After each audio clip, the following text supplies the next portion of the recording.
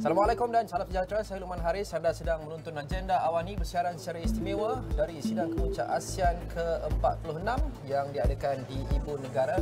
Sudah tentu berbagai liputan sudah pun kami lakukan meliputi pelbagai sektor industri dan topik. Kerana apabila kita bercakap berkenaan dengan kerjasama antara ASEAN, banyak sektor yang disentuh dan juga banyak lagi potensi yang kita perlu terokai. Dan bercakap mengenai potensi yang perlu diterokai, walaupun kita mengamalkan konsep pemusatan ASEAN centrality, salah satu perkara yang penting sewaktu kepengurusan Malaysia tahun ini adalah ASEAN juga melihat keluar untuk mencambahkan potensi ekonomi dan potensi pertumbuhan.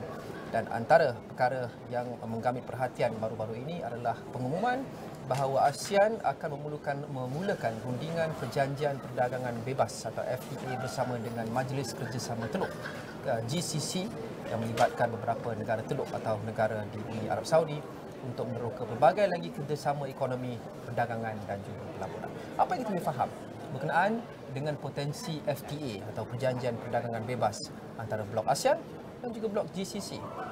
Menyertai saya sekarang ini adalah pengerusi ISIS Malaysia, Profesor Dato' Dr. Muhammad Faiz Abdullah. Prof, Assalamualaikum. Waalaikumsalam. If I may, let's switch this conversation to English, Prof. Sure. First of all, what do we know about the current state of ASEAN and GCC trade and why an FTA will take it to new levels? Yes. Oh, the way to look at it is to first of all look at it as unprecedented in the sense that it's the second one that we had this morning. What happens is that you have a convergence of two global-sized entities and blocks.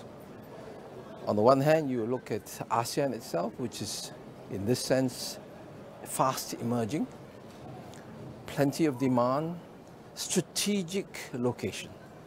At the same time, you look right across the dynamics of the Middle East, and in particular the GCC, which is massive capital they're talking about, very, very robust ambition to advance technologically as well as on the industrial scale.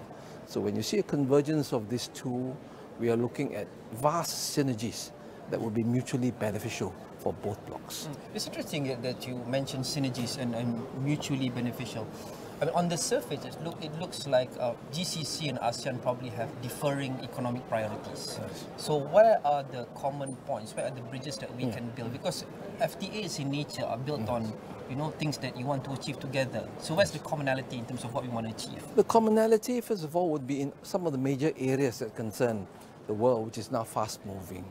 For example, in the area of technological advancement, in the area of microchips, semiconductors.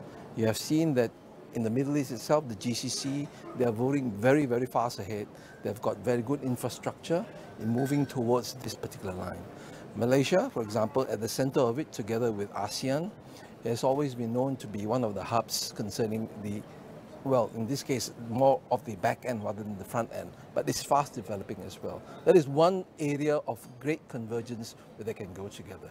On the other hand, you have a series of exchange in terms of trading as well. When you talk about, for example, what we have, you can't deny the fact that GCC basically is very much relying on terms of for food in terms of import. At the same time, you're looking at Southeast Asia. ASEAN is fertile, or I would say agricultural fecundity. The abundance of it with technology could help to synergize with each other. One needs the other to buy, the other needs the other to sell. And then there is an inter-exchange. Yeah. One wonders why this FTA has not been discussed earlier based on what you just described. But I'm glad that it's happening now on the Malaysia Championship. Why only now, though? There could be historical factors. There could be the time of convergence of situations which would help too. I would like to mention here, for example, the role of Malaysia in really trying to forge this ahead. We'll talk about China later with the trilateral. But there is a connection here. But even before that, you can see that Malaysia has been historically some sort of a bridge between the big Eastern powers and those of the Middle East on the west. So you find that this need to promote and foster understanding and greater need for mutual dependence is there. It's gradual and incremental. It's not happening overnight, obviously. But through the series of efforts made, we find that there is a greater need for that to happen. And of course, the fact that Malaysia is the chair for ASEAN this year and with the initiatives made on the part of the Prime Minister Dato Sri Anwar Ibrahim, there has been a greater fostering of these efforts to see how we could use this. Don't forget, just recently, the past few months, the Prime Minister has made a series of visits to the Middle East as well, as part of the promotion of the need to have this synergizing of resources. Yeah. I was there in Riyadh when US President Donald Trump visited Saudi, UAE and Qatar. Obviously, he's making overtures to GCC countries. He's courting a lot of investments. I guess my point being is that you mentioned GCC and also China. Of course, we have this ASEAN-GCC-China summit as well. The bigger picture is we are forging FTAs with GCC. We are increasing our cooperations across multiple sectors with China. In fact, throughout the past 1 year, the Prime Minister himself has made remarks that are said to be inclined towards China. But we are neutral, and we insist that we are neutral. But initiatives like this, does that increasingly signal that we are looking towards decreasing our independence, the US on the Western Bloc? I suspected you were getting there, which is quite true. There is a general perception, and I would say it's a misperception, that there seems to be a sort of pivoting away from the Americans, from the West, more towards China. Why That's so? the general, because the numbers don't lie. The numbers don't lie. Cumulatively, it's very strong on FDIs, and the trade is just as strong. It's just that trajectory of the increment of trade in relation from China to ASEAN is faster. Although last year it was quite slow in terms of what we're getting from China. But overall, you see that balance going on. What Malaysia is trying to do in relation to being the chair for ASEAN is to have this constant balancing act of trying to get the best of both worlds, you could say that. Yep. We can't control how the respective parties perceive this. You have a point to say that there is a perception, perhaps, when America comes in, they say, why on earth are we going so much towards China? And more troubling also is probably the perception by the President of the United States himself that it's either you're on my side or you're not, or either you're with me or you're against me. 100%, and there's no way of predicting what his perception is. It could be this way today and something else tomorrow altogether. Yes. Right. So we can't really base that kind of, shall we say, international diplomacy and trade policies on, quote unquote, the whims and fancies of the president. Right. Let's go back to the FTA, because as you know, 10 ASEAN countries, unlike the, say, European Union, we are quite different in terms of demography, population, economic progress. We've got developed countries, we've got mostly developing countries. Sometimes to synchronize trade policies within ASEAN itself can be a challenge. So now you're talking about that 10-country bloc agreeing an FTA or discussing an FTA with the 6 or so countries in the GCC. What challenges do you foresee, considering that 10 ASEAN countries have very different economic priorities, so to speak? 100%, I think you're right here. Therein arises the problems that have to be resolved, which is one of the reasons why the theme for this year, apart from sustainability, is inclusivity. Inclusivity means that it is recognized there is some fundamental differences in terms of the level of economic growth and the economic power that comes to it when we're talking about negotiations for FTAs, which is why the inclusiveness would include trying to make a balance to include and help to foster better growth among the less developed, whereas the better developed would have to see that it is for their own benefit that the ASEAN as a grouping should be stronger than ever. So the numbers show that we are pretty strong, but the thing is, so when it comes to the actual negotiation part of what meets and converge on the general needs of the ASEAN member states, that is something to be worked out at a granular level. Yes. The idea is to get the understanding that there is a need for ASEAN and the GCC to work together to come to a basis where there will be a win-win scenario. It's not going to be easy, but there will be areas, something for them to look for, and with a particular vision that they could achieve. It's not going to be easy for sure. Progress is never a straight line. Bilateral FTAs take years to negotiate. What more multilateral FTAs? But even the ASEAN EU, for example. Yes, you know that. And we've had a fair share of, when we talk about experience in negotiating such things. Famously, previous years there was a TPPA that we were involved in, and then the RCEP. Yes. Any global best practices or any past experiences that we can lean towards to ensure that the ASEAN-GCC FTA goes as smoothly as possible? The two lessons here, big ones, since you already mentioned TPP, we have got the CPTPP. Yes. Yeah, which is the great conglomeration. It's supposed to be the so-called gold standard, FTA. And then you have the biggest FTA in the world, which is the RCEP. From lessons here, there will be a lot of minor areas which could, if not controlled, turn out to be flagrant and could cause some serious problems. This is where the parties involved would have to come together. Now, I'm not suggesting that this is going to be a free ride or that it's going to be just, things are going to be hunky-dory just because you have this sort of meeting. But this is a great start to see the footing, which is why I wanted to mention earlier, which has already happened, the ASEAN-GCC-China Summit. Mm-hmm. And that is huge. Are we going to go into that at this point? I would like to tell you that this one is significant.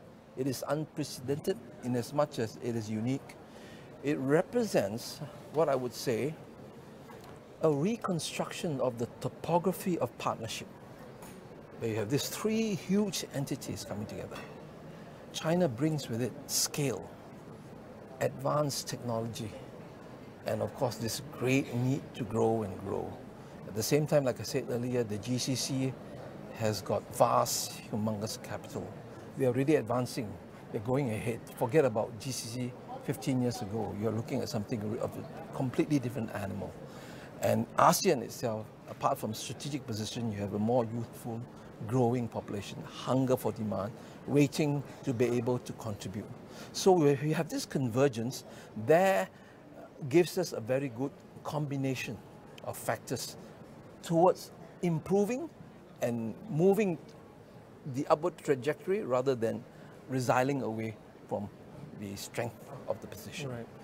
Draw for us a picture of the new supply chains that we are looking towards, or we're looking to achieve with all this. I mean, ASEAN, GCC, and also China. Yes, yes.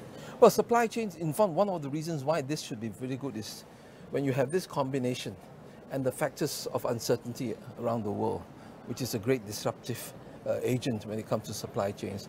This combination should be able to see the collection of needs together against the volatility of the market.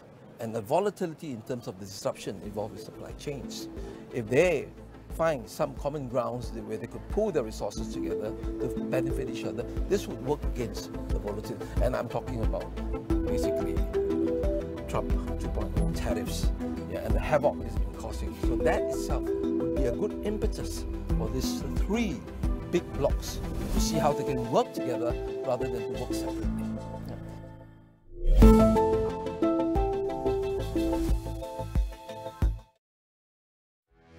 Alami penstreaman serba baharu bersama Max. Kini dengan Astro Box baharu. Awesome!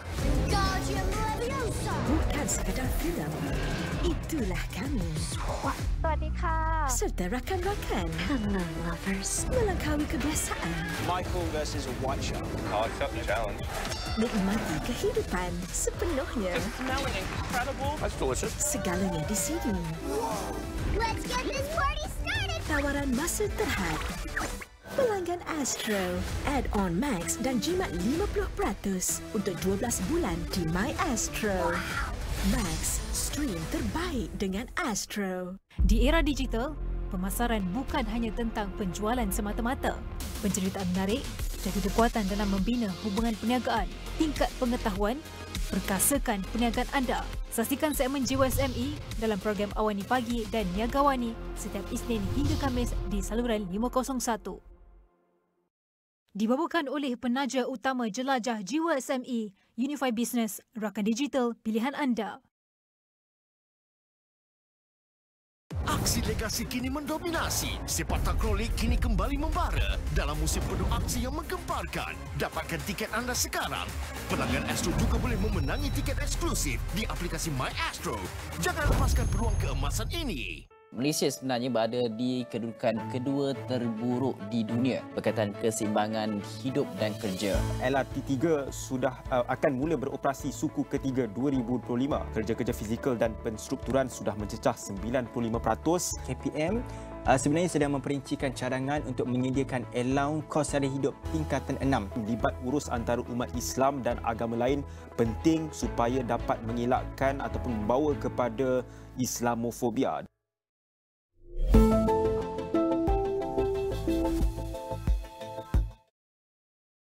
Would this be a good hedging towards, because right now we are discussing, we're talking about Malaysia and US. We're talking about tariffs. We had 90 days. I honestly can't remember how many days we have left to negotiate or renegotiate the bilateral FTA. The days keep changing though. Yeah, yeah, exactly.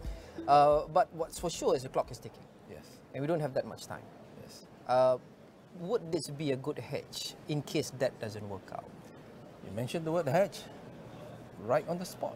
It has to be something where you have to prepare for the contingency, and we are looking at great contingencies. So our hedge is GCC and China. China together with ASEAN, together. Yeah, and ASEAN. Yeah. And I would like to mention the position in relation to the strategic role. Not just as host, Malaysia is now, I would say, a convergence of a strategic area to get better clarity rather than just hosting it. Yeah. It has to be mentioned that some of the values that could be, as we say, used in terms of the Madani government, justice-based, human values, and a more system which is, apart from pursuing material growth, will have these things which are more enduring, which certain parties could look forward to. In the geopolitical context, these are important. We may assume that it's all money, money, and money, but at the end of the day, these are the human values that bind the group. And we have to share values for us to cooperate. So you think we share the values of China and the GCC? ASEAN shares? At a general universal value, at that level, I think there is commonality. For example, not the need to beggar your neighbor, and not the need to point a gun to one's head in order to get a specific demand. These are some of the values I think these three blocks would tend to show. At least they have not manifested the so-called unreasonable, the so-called backyard bully kind of behavior. That's not gun to your head diplomacy. Yes, that kind of thing. There was gunboat diplomacy in the past. Yes. Yeah. So, gun to the head diplomacy now. Yes. But finally, Prof, wrapping this up, for the common man on the street, they hear all these discussions and conversations and say, oh, it's so technical, sounds so high, all these FTAs and ASEAN summits, ASEAN-GCC-China. At the end of the day, they are asking if this materializes. And I'm talking about the FTA between ASEAN, GCC and China, of course. Yes. How will this make my life better? For the common man on the street, how do you explain that simply to the rakyat of Malaysia? Well, everything comes down to two things. Making sure that it helps them to put food on the table, taking care of the cost of living, and that at the end of the day it helps to improve the standard of living. But I don't want to go into this with ideal glasses. This summit has got to be done with a follow-up.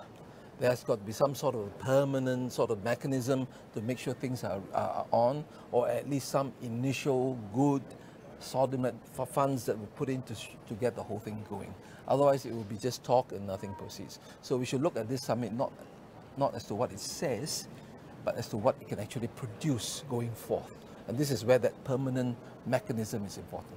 Now, the onus is on Malaysia to make sure that we push this through, and for the following different chairs to make sure that ASEAN continues to be the linchpin to ensure that this trilateral conglomeration could pursue further. That has been one of the criticisms of ASEAN since pretty much day one, in the sense that ASEAN is less effective. ASEAN is all talk and fluff and nothing really concrete. Fairly or unfairly, that has been the criticism. So it's interesting the point you made. So how do we ensure, because we are talking about 5-10 years down the road, right? Even the negotiations would take years. Governments will change here and elsewhere, possibly. How do we ensure that the momentum doesn't get disrupted until we achieve the goal? Yes, that's true. That's why there will be some need for some sort of a fundamental reform within ASEAN itself in the way it carries out things, rather than 1 year and the next year goes on for the next year. Just for example, in the case there's been talk about, for example, in relation to Myanmar, Yes. you know, you have this one-year envoy thing, it just doesn't work. There's a talk about making it at least 3 years for greater permits. Likewise, there should be continuity to ensure that what is done this year will be carried forth the years ahead.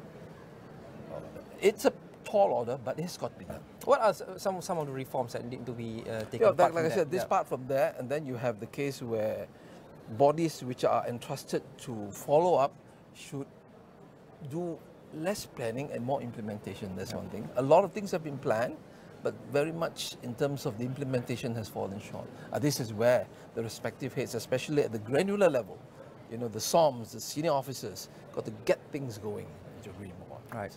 So lastly, Prof, bigger picture, going beyond ASEAN, GCC and China, for this whole year, Malaysia's chairmanship, what are you looking forward to? What do you think we should expect? And to you, what would constitute success as being ASEAN chairman? How would you quantify that at the end of the year?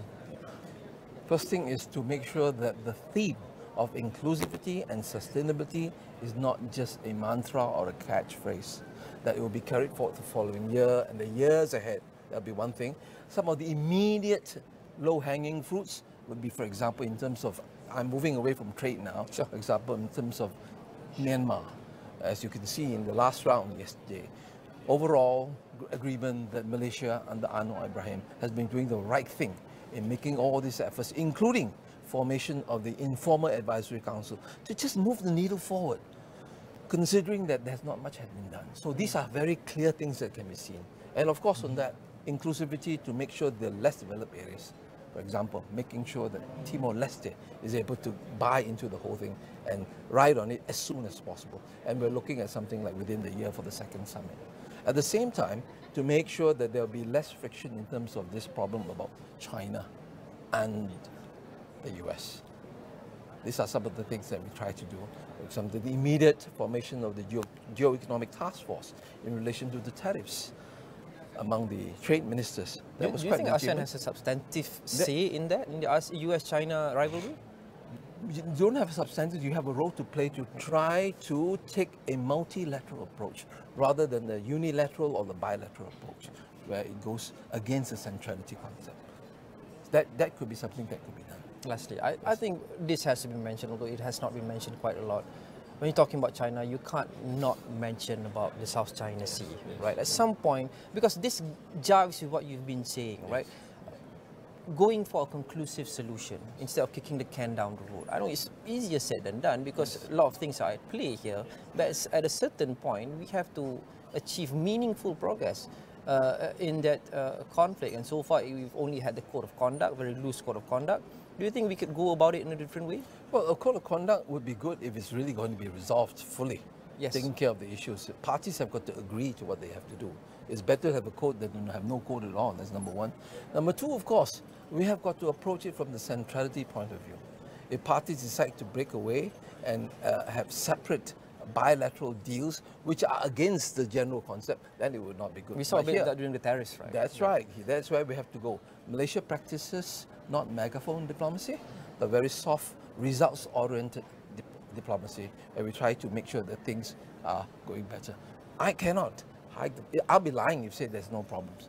We have problems in relation to Vietnam itself. We're talking about the littoral problems. Yes.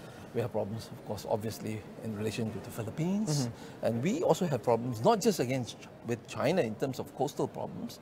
We have problems with other neighboring countries as well. So this is an issue which has to be resolved over the years, incrementally. Yeah.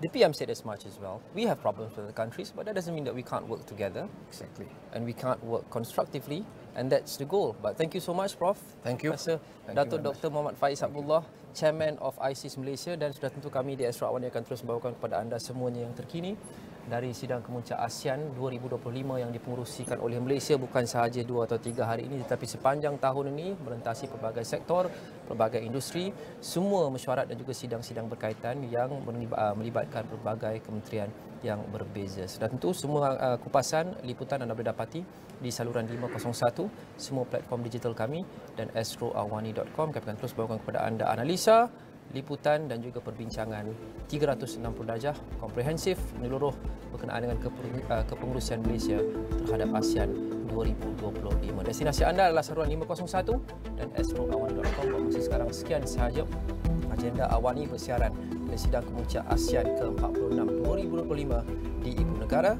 Kita jumpa lagi. Assalamualaikum. Salam.